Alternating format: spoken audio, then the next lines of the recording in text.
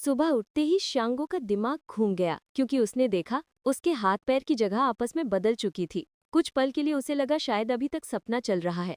वो खुद को समझाता है, ये जरूर सपना है। हाथ पैर ऐसे थोड़ी बदल जाते हैं।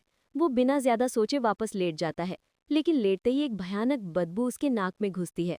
तभी उसकी गर्लफ्रेंड छुई हुआ कमरे में घुसती है। वो कहती है, दोस्त घर आए हैं, जल्दी उठो। श्यांगो घबरा जाता है। वो कांपती आवाज में बोलता है, मैं ठीक नहीं हूँ, थोड़ा आराम करने दो। शुआ उसके पीले होंठ और कमजोर हालत देखकर मान जाती है और चली जाती है।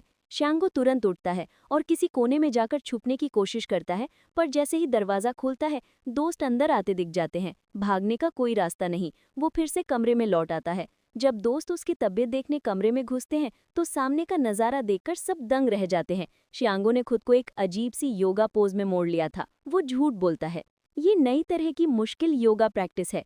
दोस्त शक के बावजूद मान जाते हैं और बाहर निकल जाते हैं। लेकिन असली कहानी सिर्फ योगा नहीं, बल्कि एक चमकने वाली, बात करने वाली रहस्यमयी जेड स्टोन थी।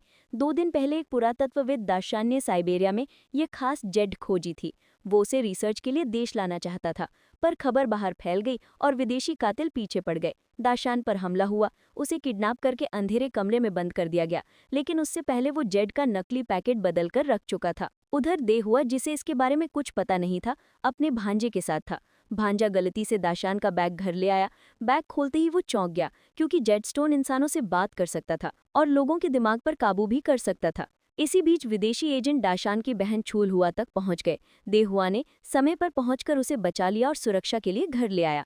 रात में श्यांगो छुपकर खिड़की के बाहर से छुई हुआ को बदलते हुए देखने आया। जेड ने उसकी बैंदी सोच पढ़ ली और सज्जा के तौर पर उसके हाथ पैर उलट पलट कर दिए। अगले दिन जेड खुद उसके कमरे में आया और बोला, गलती की सजा तो मिल गई, अब मैं तुम्हारी एक इच्छा पूरी करूंगा। श्यांगो ने तुरंत अपनी शक्ति आजमाई। उसने अपने रूममेट पर मन नियंत्रण आजमा कर देखा और सच में काम भी किया। उसका रूममेट कठपुतली की तरह उसकी हर बात मान रहा था। खुशी के मारे उसका दिमाग घूम गया। वो भूल गया कि जेड ने